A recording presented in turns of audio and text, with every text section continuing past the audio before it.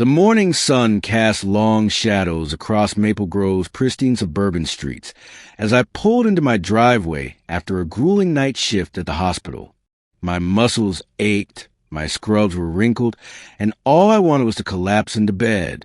But as I turned onto my street, my exhaustion evaporated, replaced by white-hot fury. A silver BMW sat in my driveway. My driveway. I parked on the street and marched up to my front door, my jaw clenched so tight I thought my teeth might crack. This wasn't the first time something like this had happened since Patricia Morehouse became HOA president 3 months ago, but it was definitely the most brazen.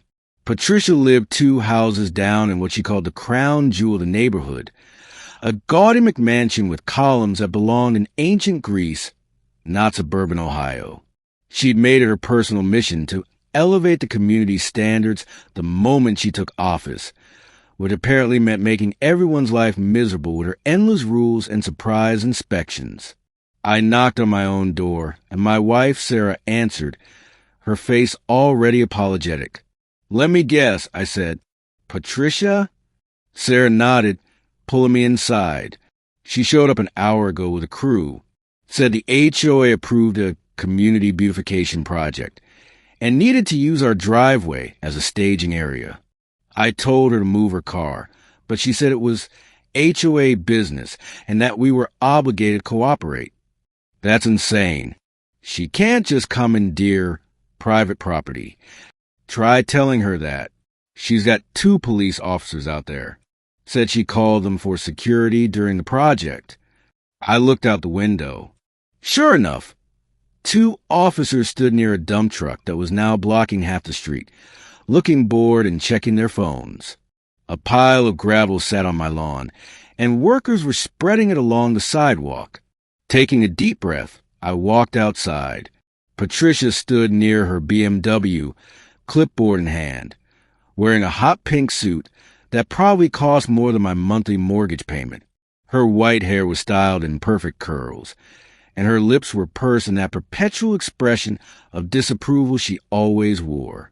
"Excuse me, Patricia," I said, forcing politeness into my voice. "I need you to move your car. I just got off a 12-hour shift, and I'd like to park in my own driveway."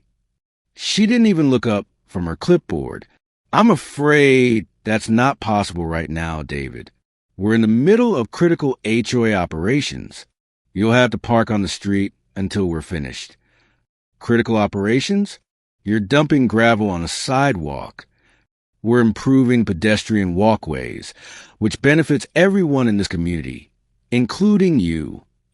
She finally looked at me, her eyes cold. "Surely you can handle a minor inconvenience for the greater good?" "A minor inconvenience?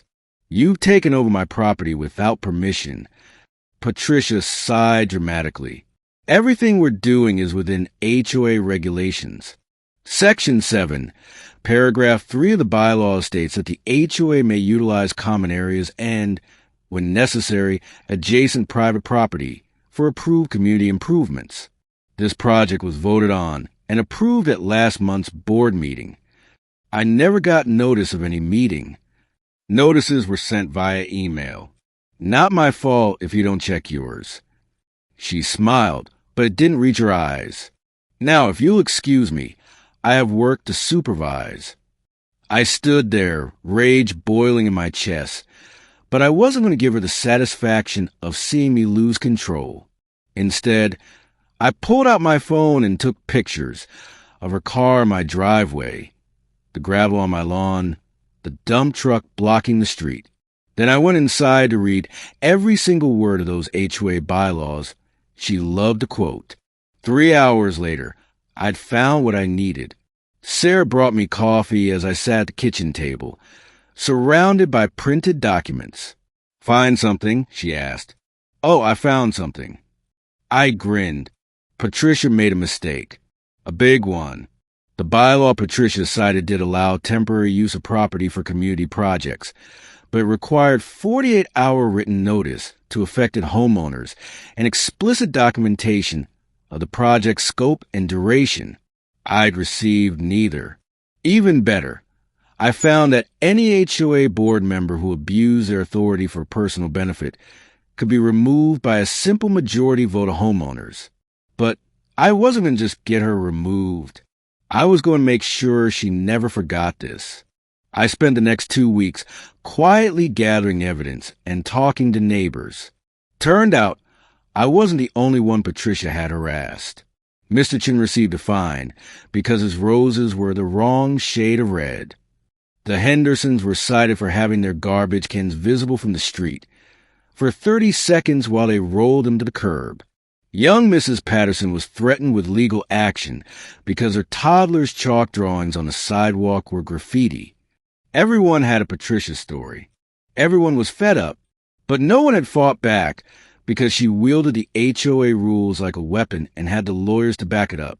On a Saturday morning, I organized a neighborhood coffee social and invited every homeowner on our street. Patricia wasn't invited, but I made sure she'd see the gathering from her window. 32 homeowners showed up. In my backyard, I laid out all the evidence, photos, emails, violation notices, and most importantly, the HOA bylaws themselves. Patricia has been telling us she's following the rules, I said, holding up my stack of documents. But she's been breaking them constantly. And I think it's time we remind her that the HOA works for us, not the other way around. The energy shifted. Nods turned into murmurs of agreement. Mr. Chin raised his hand. What do you propose? First, we file a formal complaint with the HOA board about her unauthorized use of my property. Second, we call a special meeting to review all recent fines and citations. Third, we vote on whether Patricia should remain as president. I'll sign that complaint, Sarah said immediately. Me too, added Mrs. Henderson. Within an hour, I had signatures from 28 homeowners. The special meeting happened 2 weeks later in the community center. Patricia arrived in her pink suit, confidence radiating from every pore. That confidence wavered when she saw how many people had shown up. Standing room only. I presented our case calmly and methodically. I showed photos, read bylaws, and let other homeowners share their experiences. Patricia tried to interrupt, to cite other rules, to deflect, but for once, no one was listening to her. The vote wasn't even close. 34 homeowners voted to remove her as president. Only 3 voted to keep her. As Patricia gathered her things, her face flushed with humiliation, she stopped in front of me. This isn't over, she hissed. Oh, but it is, I replied calmly. And Patricia, if you ever park in my driveway again, I'll have you towed. That's not an HOA rule. That's just the law. The next morning, I pulled into my driveway without obstruction. The gravel was gone from my lawn, removed at HOA expense as part of the settlement. My neighbors waved as they passed by, and I waved back. Patricia's BMW stayed firmly in her own driveway. And for the first time since she'd moved in, our neighborhood felt like a community again. One where the rules served the people, not the other way around. Sometimes the best revenge isn't getting even. It's simply reclaiming what was yours all along.